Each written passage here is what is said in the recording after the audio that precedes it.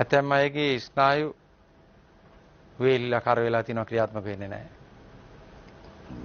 ඒ අයටයි හැමෝටම දෙගොල්ලන්ටම හොඳ දෙයක් තමයි අතින් හින්දාගත්ත තැඹිලි තෙල් තියෙනවනේ ගෙදරක මුගක් හොඳයි මේ ගෙඩිය බිමට වැටෙන්නේ නැතුව ගන්න පුළුවන් නම් අරන් වේලලා ගන්න. දැන් කොහොම හරි හොඳ පිරිසුදු තැඹිලි තෙල් ටිකක් අරගෙන මුකුණු වෙන්න ගහක් ගන්න සම්පූර්ණ ගහක් දැල්ලේ ඉඳලා මුලේ කෙරවලට යනකම් මුල කැඩෙන්නේ නැති වෙන්න වතුර දාලා බුරුල් කරලා ගන්න. මුල කැඩුනහම එහි තියෙන ශක්තිය වාතයට විවරණය වෙනවා. එතකොට මේවා අද හුඟක් ඔය හෙළ බේත් හරි ආයුර්වේද කරන අය දන්නේ නැහැ. ඔහෙ ගන්නවා. ගත්තට වැඩක් වෙන්නේ නැහැ. මම මේ ඖෂධ ගැන දිව්‍යත්වයෙන් ඉගෙනගත්ත නිසා කියන්නේ. ඕනෑම ශාකයක් ගන්නකොට එහි වේලිච්ච කොළ නැති වෙන හුඟක් හොඳයි. එකක් දෙකක් වගේ ගොඩාක් වේලිච්ච කොළ තියෙනවා ගන්නෙ නැහැ. වේලිච්ච ශාක ගන්නෙ නැහැ. වේලිච්ච ඒවා ගන්න වෙනම වෙදකම් තියෙනවා. නමුත් මේ මා කියන වෙදකම් වලදී වේලිච්ච නෙවෙයි ගන්නෙ. ත්‍රිකිල්ලක් නට්ටක් කැඩුනොත් ඒ වාතයට විවෘතුනහම එහි ජීව ප්‍රාණ ශක්තිය ඉවත් වෙනවා. මුලක් කැඩුනත් එහෙමයි. අපි මේ බේත් ඉස්සර හදලා තියෙනවා.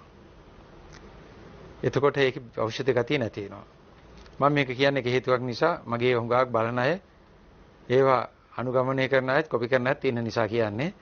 එතකොට මම හිතනවා හෙළ බේත් කරන අයත් ආයුර්වේද බේත් කරන අයත් සෑහෙන සාර්ථකත්වයක් ගැනීම මේක කොපි කරලා නොකැඩෙන මුල් සහ දඬු සහිත ශාක අරගෙන මුකුණු යන්න ගහත් එහෙම අරගෙන හොදන්න උදේ වරුවේ වතුරේ දාලා ටිකක් වෙලා තියන්න 11 විතර වෙනකම් ඊට පස්සේ අරගෙන වතුර වේලෙනකම් මද පවණි තියලා උදේ වරුකනම් වැඩි හොඳයි මේ ඔක්කොම අර තැඹිලි තෙල් ටික ලිපේ තියලා මේ දිග මුකුණු යන්න ශාකය ඒකට බස්සලා පස්වන්න ගොඩාක් තෙල් ගන්නේ නැතුව දවස් දෙක තුනකට ඇති වෙන්න විතරක් තෙල් ගන්න පොඩි බෝතලයකට දා ගන්න පුළුවන් වෙන ලොකුවට ඕනේ සුමානකට කියන්නකො ඒක කමන්නේ අරගෙන මෙන්න මේක පස්සන්න සම්පූර්ණයෙන් මේ ගහේ තියෙන සාරය තැඹිලි තෙල් වලට උරනකම් ඊට පස්සේ ඔබට පුළුවන් මේක පාවිච්චිට ගන්න අර මේ තෙල් ටික මේ ඇහැට පොඩ්ඩක් උඩින් මෙන්න මේ හරිය ඉඳලා මේ දෙපැත්තේ හොඳට ගහලා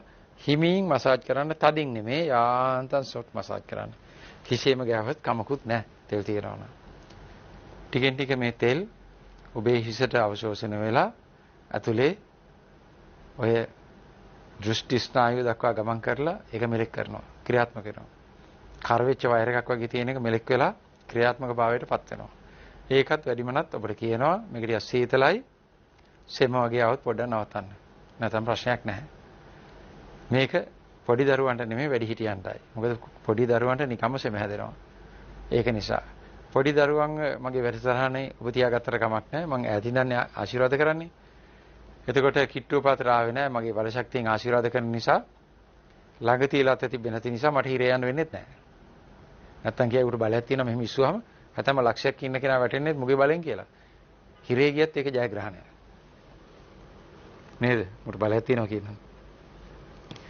මෙන්න මේ ටික ඔබට මම සිහිපත් කරනවා මගේ මේ වැඩසටහනෙන් අපේ රට පුරාමත් විදේශයන් වලත් ඉන්න අන්ධයෝ ප්‍රමාණය අඩු වේවා කියලා මම ප්‍රාර්ථනා කරනවා. ඇහැ පේන්න ඕනේ. ඇස ශරීරයේ ආලෝකයයි. එහෙමයි බයිබලයේ සඳහන් වෙන්නේ මම හැමදාමත් බයිබලයේ යේසුස් වහන්සේ සිහිපත් කරනවා කියලා පුතෙක් දාලා තිබුණා. ඔව්. අයි මම හරි ගරු කරනවා. මගේ බුදුරජාණන් වහන්සේ වගේම මම ගෞරව කරන කෙනෙක් තමයි යේසුස් වහන්සේ. සමාජයේ කෙනෙක් යහපතක් කරයිද? ඒ මගේ ප්‍රියයාය. එච්චරයි. සමාජයට රෝගී වෙලා ඉන්න අයටත් කවුරු හරි අවඩක් කරනවාද? එයා මගේ කරුණාවට මෛත්‍රියට භාජනය වෙන කෙනාය. එහෙම කියන්නන්නේ. හොඳයි. ඊක්වනින් අපි සුවපත් වෙමු. මගේ වැඩසටහනින් පළ අරගෙන සුවපත් ඇස් දෙකක් ඇති කරගන්න. පෙරවන් සරණයි.